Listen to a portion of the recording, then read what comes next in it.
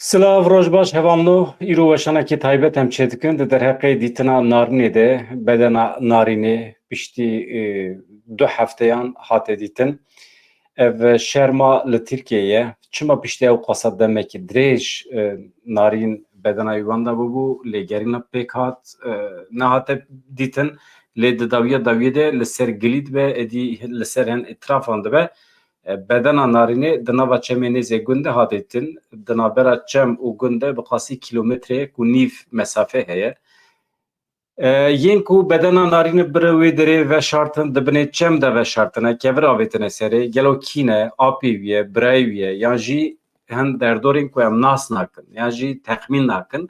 Niha derheqê vê de me hinek lêkolîn pêkanîn û ez dixwazim qenaeta xwe ji we re bibêjim. Kesê ku di vê cinayetê de cih girtine kî bû sebeb ku narîn were kuştin yan piştî ku narîn hate kuştin kî veşart narînê. Beriya hefteyekî jî min bernameyekî çêkiribû di derheqê tekîliya muxtarê gund Össo çeteyên Össo ku dibêjim ew ê li Afrînê lê dijî Kurdan şer kirin. Hûn ê bibêjin çi eleqa wî pê heye ez niha eleqa wî ji we re bibêjim. Wekî din mesela nûçegihaneke Tirk di televizyona Tirk de Kanala 100 navê wê çi bû Canan Altıntaş.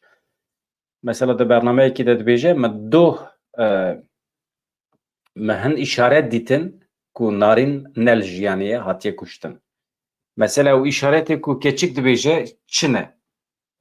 Çawa keçik zane û hîs kiriye li gorî yani bi kapasite xwe ya peyamneriya ji bo televizyonekî bi xwe hîs kiriye lê belê polîs hîs nakin, asker hîs nakin. Demek ew bîst û yekê mehê heta niha dike 20 roj. 20 rojin lêkolîn pêk tê, lêgerîn pêk tê, ew çemê ku bedena narînê tê de hatiye dîtin heta niha 8 caran li wê derê lêgerîn lêkolîn hatiye kirin. Bi hezaran asker di wê derê re derbas bûn. Hin saziyên lêgerînê afad jî di nav da û saziyekê din heye bi navê Araf ez ê wê ji we re bêjim. Araf jî hatiye wê derê. Gelo saziya Araf ji aliyê kê ve tê birêvebirin? Hatina saziya Araf ya wê derê ji bo veşartina delîlan e yan ji bo dîtina narînê ye. Mixas ez li ser vê bi qasî çend deqe bi we re sohbet bikim paşê ez ê haziriya bernameya xwe ya daîmî bikim ya êvarê meseleyên siyasî. Niha divan cinayetên bi vî şiklî de wextê ku cih herem Kurdistan be elbet aliyên siyasî ê meselê derdikevin pêş. Ez ji we re bibêjim kîjan aliyê siyasî derdikevin pêş?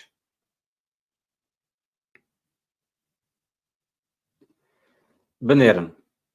Niha em hinekî ji bo hevalê me ê heremên din ên Kurdistanê ku nekarîne îmkanên wan tune bûne mesela narînê bişopînin ez bi qasî deqeyekî hinek îzah bikim meselê ji serî ve bigirim ka mesela narînê çi ye mesela ji bo ku baştir were fehm kirin. Elbet hevalê me Bakurê Kurdistanê vê yekî baş dizanin lê dîsa jî aliyê siyasî ê vê mesele eger bixwazin guherî bikin pir bi kêfxweşî em wext bi hev re derbas bikin. Ez pir dirêj nakim.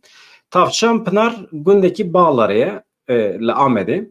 Li vî gundê bi qasî 100-120 xanî hene yani xane, malbat. Ev malbat pardon bi giranî xizmê heve, eqrebayê hevin. Tekîliya van malbatan birêxistina Hizbullahê re hebû di salên nodî de. Yani Hizbullah baregeha xwe li gundên weke Tavşan Pınarê amade dikir. Gundên cuda jî hene. Piştî Hizbullahê Hüdapar ava bû. Niha tekîliya van malbatan bi Hüdaparê re heye. Di ser Hüdaparê re bi AKP re heye. Yani Süleyman Soylu revberên AKP Hüdapar di nava tekîliyekî pir germ dane bi van gundiya re. Ev çi ye? Bi sebeba vê cinayeta narînê 800,000 gule hatine dîtin. Yan jî behsa 800,000 gule tê kirin.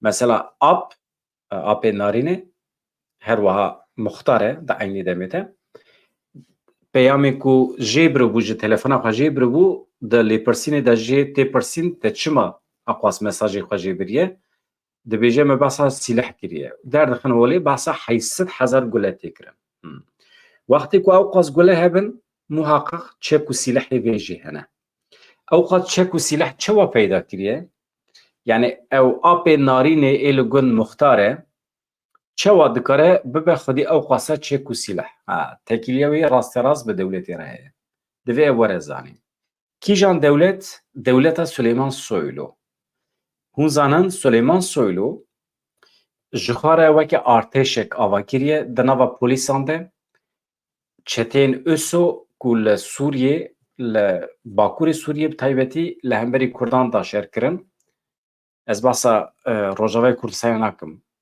basa Idlibê dikim basa Efrînê her wiha di serê kaniyê de jî yani qismekî Rojavayê Kurdistanê van çetiyan bikar anî li hember Kurdan niha yek ji kesê ku di nava çetên ISO da cih girtiye li Afrînê şer kiriye û fotoğraf dîmen min hefteyek berê nîşanê we dabû ez ê car dî nîşanê we bidim navê wî Murat Kutanis e Murat Kutanis bi asê xwe Laz e li Rîzê ye ji endamên berê ji rêvebirên berê ê ûlkûjiyan e yani nijadperestên Tirk ji alîgirên Devlet Bahçeli'ne yani MHP'lî îjar ev kes niha bi apê narînê re di nava tekîliyekê germ de ye û dostê hevin li Efrînê şer kiriye li serê kaniyê şer kiriye hê jî weke xwewekê fermandarê ISO dide naskirin alîgirekî baş ê Tayyip Erdogan e Süleyman Soylu tekîliya wî bi vî kesî re heye Murat Kutanis ez herim dîmenê wî bînim ke hûn bizanibin kî ye Murat Kutanis binêrin min berê jî vîdeo çêkiribû lê dîsa jî binêrin niha min anî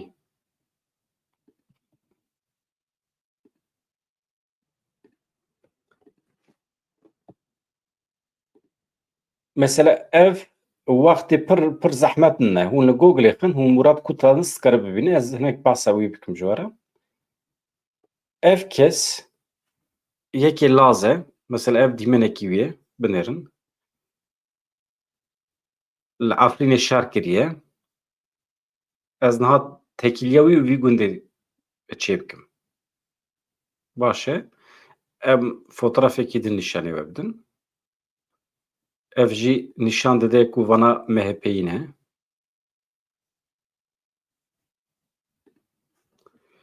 û wekî din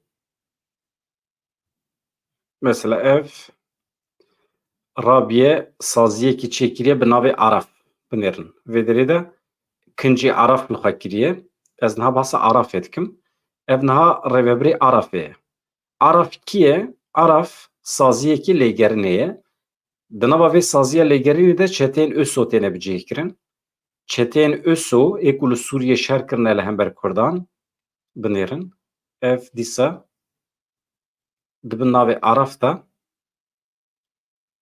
xwe birêxistin dikin ev AKP'yî ne baş e çetên ISO ê ku tevlî şer nabin yan jî Tayyip Erdogan Süleyman Soylu dixwazin wan bi dizî bikar bînin di nava Arafê de bicih dikin di nava Arafê de bicih dikin wan dibin Kurdistanê dibin navê lêgerînan de Kurdistanê keşîfan pêk tînin silah bicih dikin di nava çem newala da dibinê çiya da li deverên taybet mesela binêre ev fotoğrafê wî ê di dema şer de ye binêrin yani we nas kir Araf jî ev e Araf ev e ev hemî bila bikeve qeyda Araf arama kurtarma insani yardım Afet Koordinasyon Derneği mesela Murat Kutanis vê derê yönetim kurulu başkanı ye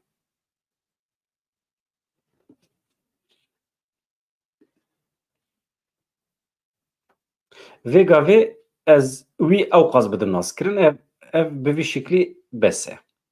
Niha em warin ser meseleyê esasî.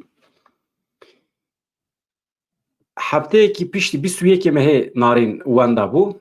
Roja ku wenda bû apê wî bi ereba xwe ji gund derketiye û saet 3:30 de ji camiyê derketiye, ji mizgeftê derketiye narîn, ji qursa Quranê hatiye malê, bi qasî 2 saet li gund geriyaye, çûye mala apê xwe din, zarokê apê wî ew dîtine filan, bi qasî 2 saet li gund dimîne, pişta nişkeva wenda dibe. Êdî kes narînê nabîne.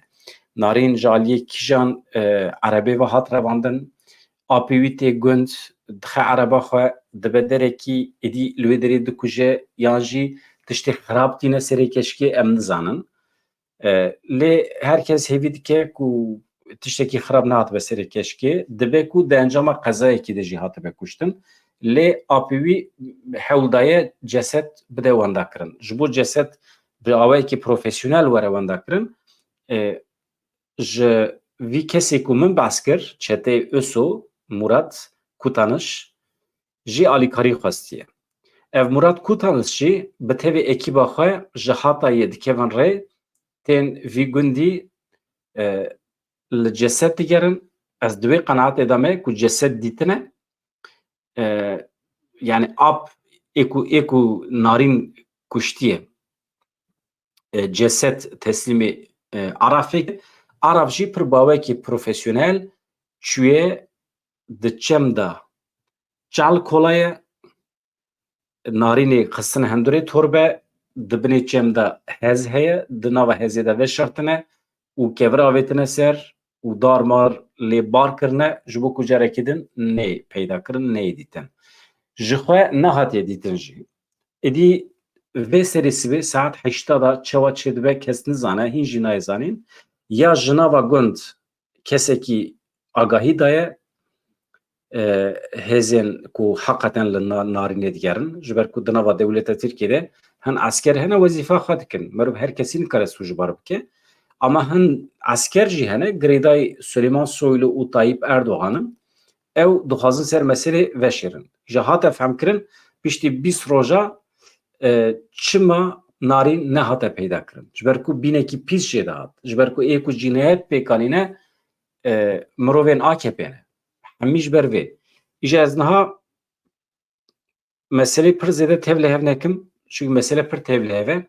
Divê hinek em ji nava hev karibin derbixin.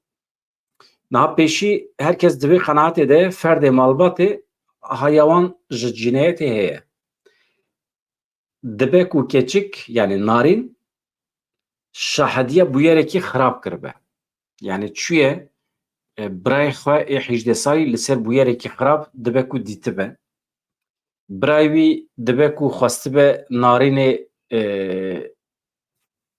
wenda bike, ji ber ku kurek ne serê şê xwe ew ê 18 salî. Ap jî hatiye û bedena narînê dîtiye û xwestiye wenda ke. Bi awayekî amatûrî wenda kiriye û paşê jî ji Arafê xwestiye ew çeteyên Öso ji bo werin narînê wenda bikin. Yani weke dostane jî alîkarî xwestiye. Yani ez wisa dibînim. Yani ez nabêjim narîn kuştiye apî wî ye, ez ji birayê wî dikevim şikê.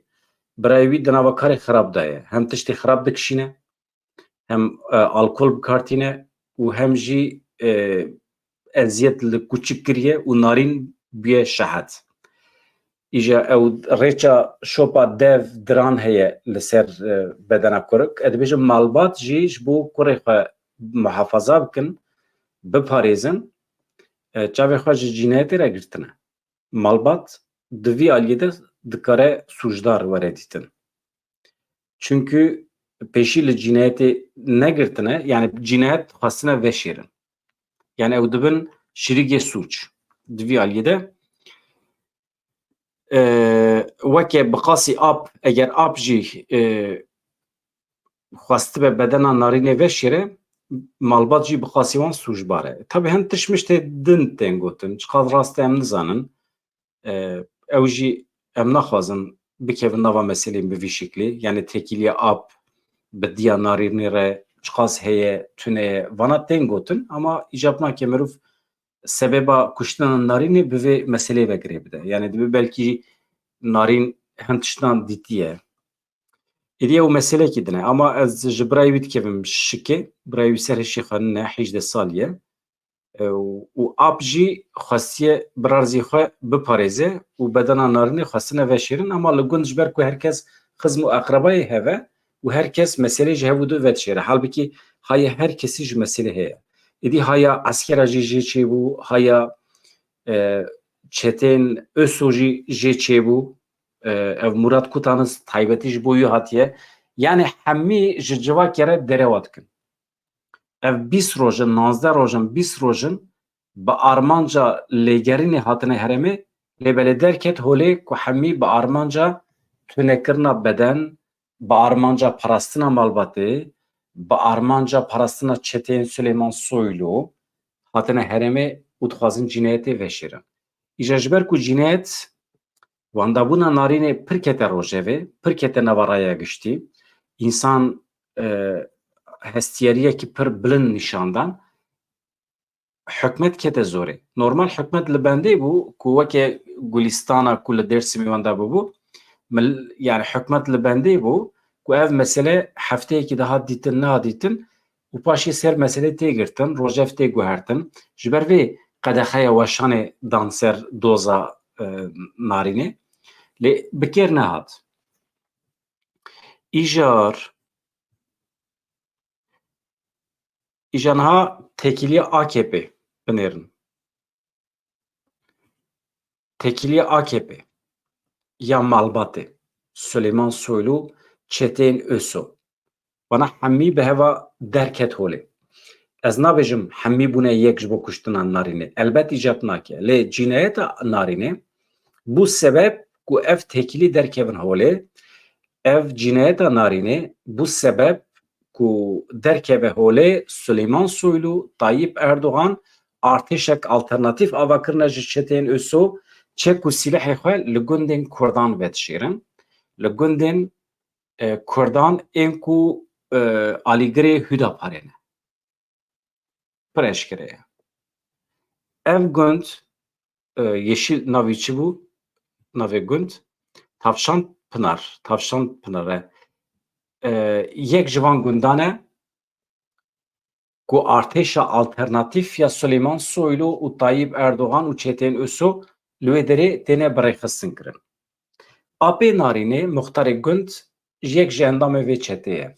Di van demên de wê de ji Kudrê tê nayzanîn gelekî perekomê serhev kiriye, çiqas erd erse heye li gund kiriye, ameliyetên estetîk kiriye, erebe guherandiye. Yani hal û wextê wî di cî de ye.